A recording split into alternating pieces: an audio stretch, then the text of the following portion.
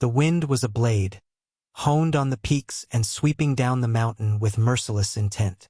Alara stumbled, each step a defiance against the biting cold that sought to leach the life from her bones. Snow swirled, blinding and disorienting, clinging to the tattered remains of her cloak.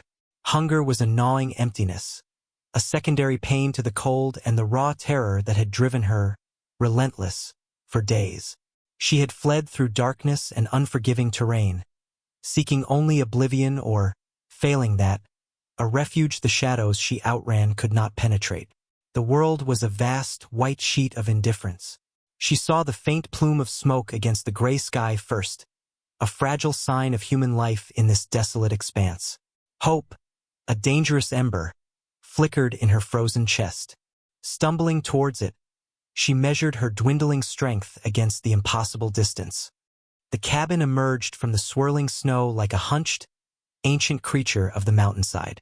Small, squat, built of rough-hewn logs, it seemed less a dwelling and more a natural outgrowth of the rock and snow. Hesitation warred with desperation. What sort of man lived alone in such a place? A hermit? A renegade? Or simply one who sought the same anonymity she craved?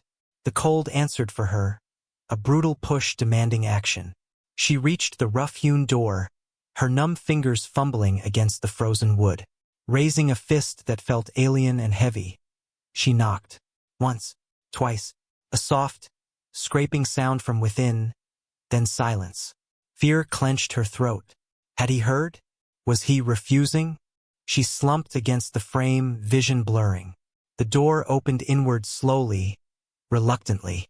A man stood there, silhouetted against the dim warmth within.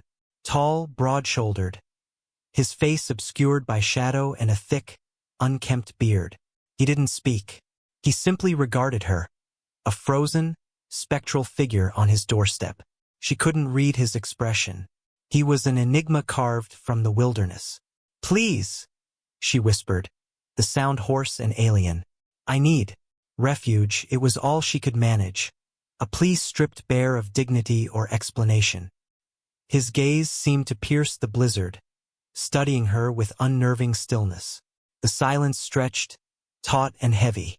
For a terrifying moment, she thought he would close the door, leave her to the mercy of the storm. Then, with a slow, deliberate movement, he stepped back, opening the way. He didn't invite her in with words, but the space he made was an invitation nonetheless. She stumbled across the threshold, into air thick with the smell of wood smoke and something else, something wild and clean. The warmth hit her like a physical blow, staggering. As the door closed behind her, sealing out the storm, she felt an exhaustion so profound it threatened to swallow her whole. She sank to the floor, shivering uncontrollably, vaguely aware of the man watching her from the edge of the firelight. She was inside, safe from the immediate threat of the mountain. But what awaited her within these walls, with this silent, unknown man, was a different kind of uncertainty.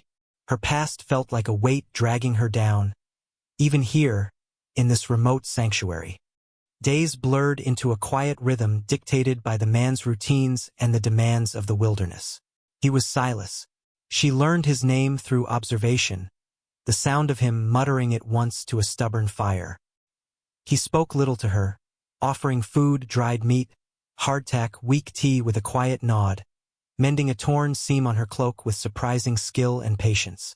He gave her a corner by the hearth, a worn blanket, space. He never asked questions. This silence was both a relief and a source of perpetual anxiety. It meant she didn't have to lie, didn't have to dredge up the horrors she had fled, but it also meant she had no gauge of his thoughts, no way to understand his intentions. He was a mystery wrapped in a mantle of stoicism. Alara watched him, watched the way he moved, economical and strong, watched him handle his rifle, clean traps, chop wood. He was a creature of this place, attuned to its harsh cadence. His eyes, when she could see them clearly, were the color of gray stone, sharp and observant. He saw her flinch at the sudden snap of a branch outside, the distant cry of a hawk. He saw the way she tensed whenever a sound broke the cabin's quiet. He saw the fear that flickered in her eyes before she could mask it. He said nothing about it. His silence was a shield, but perhaps she began to hope also a form of acceptance. He didn't judge her unspoken burdens. He simply allowed them to exist alongside him. Her physical strength slowly returned. The gnawing hunger receded, replaced by a steady, persistent need. The cold no longer felt like an internal freeze, but an external force to be managed.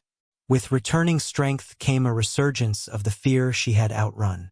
It lay dormant during the day, a low thrum beneath the surface, but in the long, dark nights, it clawed at her.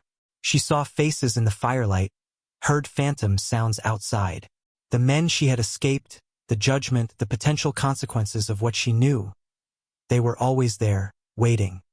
One evening, while Silas mended a snare by the fire, she spoke, the words surprising even herself in their suddenness.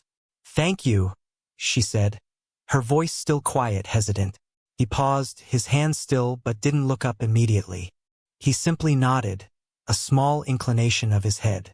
It was not a grand gesture, but it felt significant. Acknowledgement, connection, however fragile. She began to help with small tasks, stirring the stew, sweeping the floor, organizing his meager supplies. He accepted her help without comment, without expectation. The shared tasks created a different kind of silence between them, one less empty, more companionable. She was no longer just a burden sheltered from the storm. She was a presence in his solitary life, contributing in small ways. The vulnerability that had defined her upon arrival began to recede, replaced by a quiet determination, a resilience she hadn't known she possessed until it was forged in the crucible of fear and uncertainty. Here, in this remote cabin with a man who asked for nothing and offered everything he had. But the world she had left behind was not so easily forgotten. The crunch of boots on snow broke the morning quiet like shattering glass.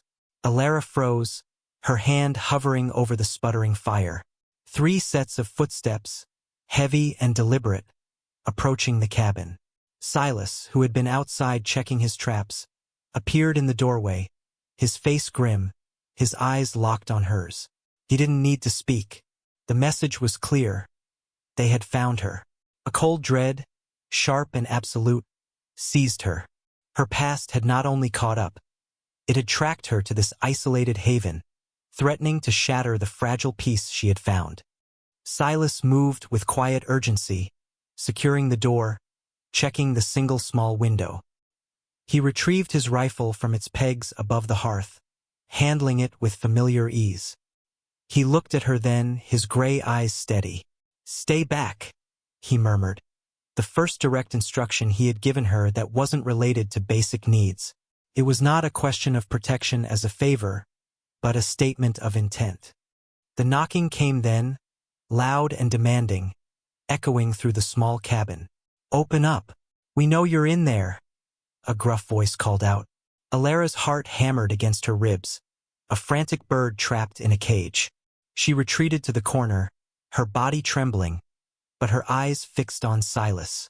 He stood by the door, rifle ready, a formidable presence in the confined space. He remained silent. The knocking grew louder, more insistent, then shifted to violent pounding. Wood groaned under the assault. "Last chance. Send out the woman." Alara swallowed hard. It was her they wanted. Her past, personified by the men outside, was demanding she surrender. But she wasn't the same terrified woman who had stumbled through the snow. Something had shifted within her during the quiet days in this cabin. She looked at Silas, standing ready to face the threat that was hers alone. The unspoken understanding between them solidified in that tense moment. He wouldn't turn her away even now. "I should go," she whispered, the words tight with fear and resolve. "It's me they want. They won't hurt you if I—" Silas cut her off, not with words, but with a sharp negative shake of his head. His focus remained on the door, but his stance, the set of his jaw, conveyed a silent refusal. This wasn't just about her anymore. A loud crack, and the door splintered near the latch. Silas raised his rifle. "Get ready," he said, his voice low and calm, startling in its composure. Get ready? He wasn't just defending himself or his home. He was expecting her to stand with him. The thought sent a jolt through her fear. She looked around, spotting a heavy iron poker near the hearth. Clenching her hand around the cold metal, she moved to stand beside Silas, not behind him. His eyes flickered towards her for a brief instant, a flicker she couldn't quite decipher, before returning to the groaning door. It held for a moment longer, but they both knew it wouldn't last. The shadows she had fled had found her, but she was no longer alone in the light. The confrontation loomed, stark and inevitable, in the confines of the small cabin that had been her sanctuary. The door burst inward with a final crash, revealing 3 figures silhouetted against the bright snow glare outside. Silas acted instantly, the cabin erupting with the sharp crack of his rifle. One man staggered back with a cry. Chaos filled the small space. Alara, gripping the poker, moved with a desperate instinct she hadn't known she possessed. A second man lunged forward, ducking low.